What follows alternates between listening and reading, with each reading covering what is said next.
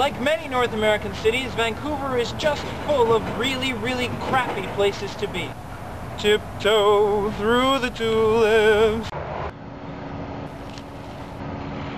The nice thing about Vancouver is that behind a lot of these crappy places, you just have to do a little walking and you find places that are more interesting. But you can't find them if you're in a car.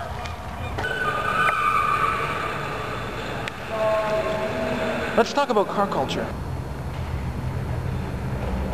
Or let's talk about what James Howard Kunstler has called the largest misallocation of resources in human history. Suburbia. Around the time the car was invented, Marcel Proust talked about the way it changes completely the nature of space.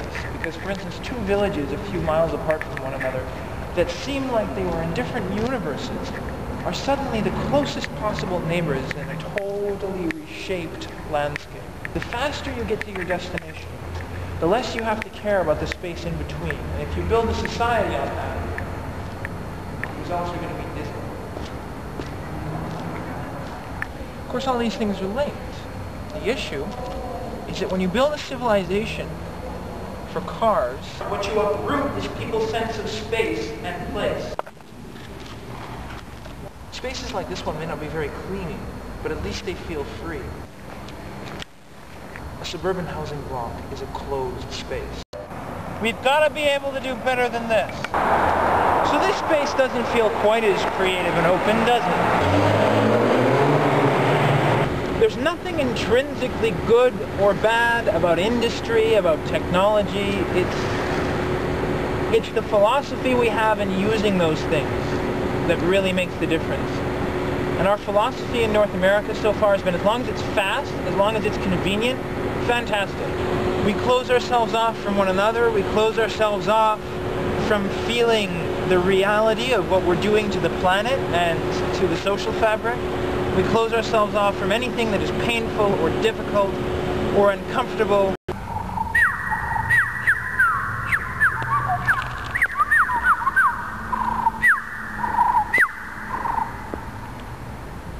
Sometimes it feels to me like there's a global battle between woodland and wasteland.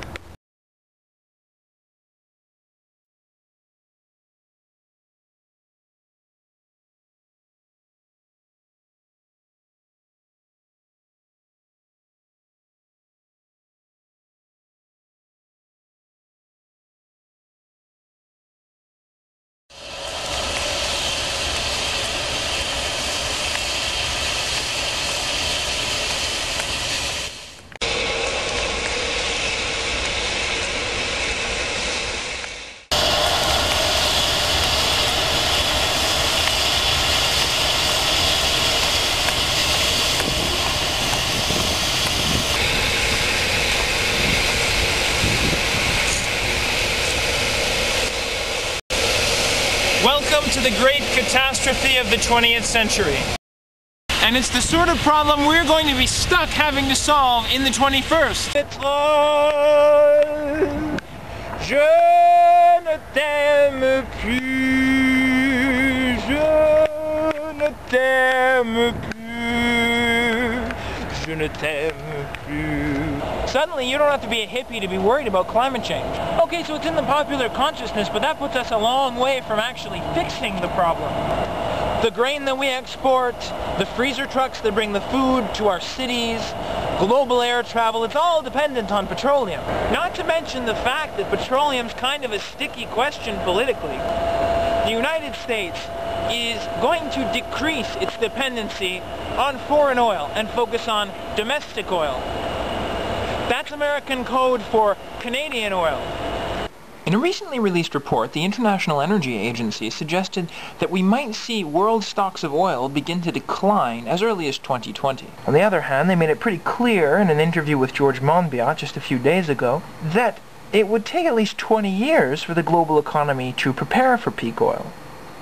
Which means we don't even have enough time to do it. So on the one hand, oil's likely to run out before we figure out what to do about it, and that'll take our economies with it.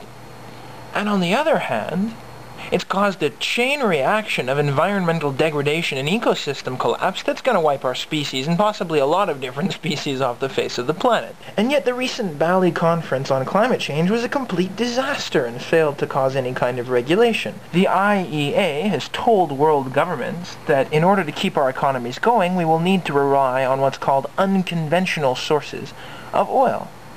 That's international code, again, for Canadian oil, Alberta's tar sand.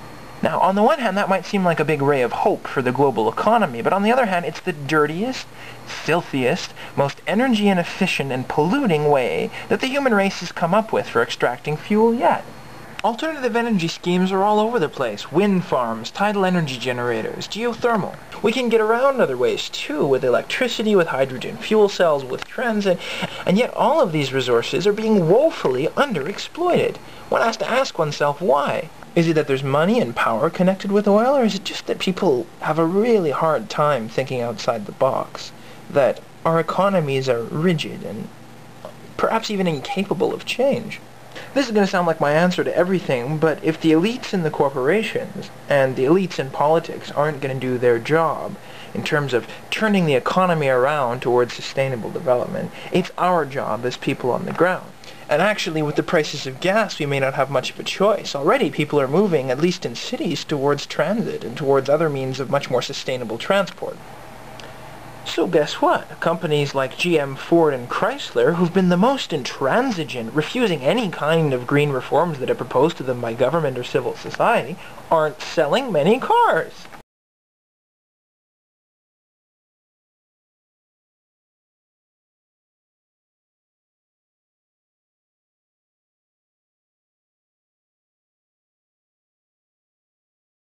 We've got to be doing something pretty different as a species with the way we handle our planet. Cars are one of the biggest parts of that.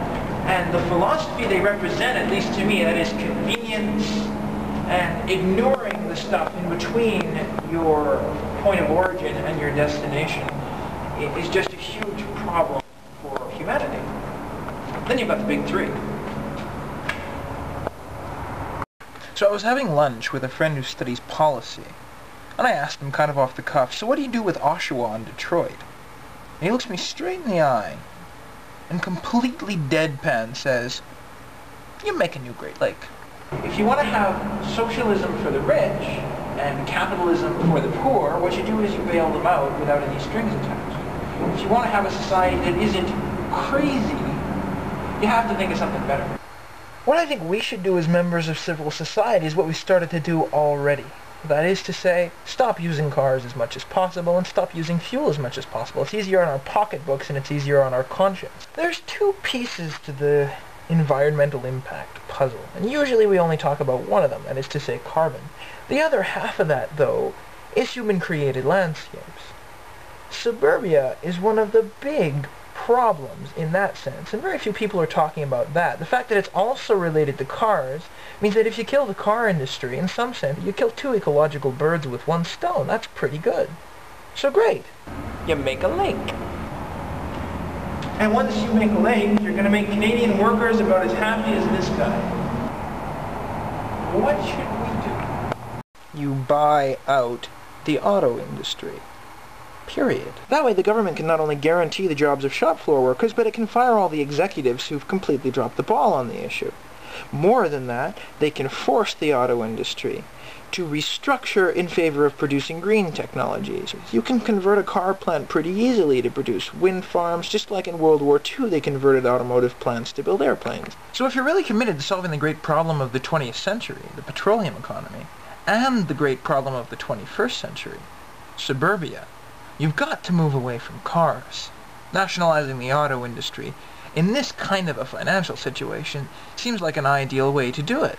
The sad reality, though, is that that's not going to happen. Mainly because the day before Parliament was supposed to meet with the auto industry, Parliament ceased to exist. So yeah, if I was a citizen of Canada, I'd stop using cars, though I never have used cars, and pressure government to nationalize the auto industry.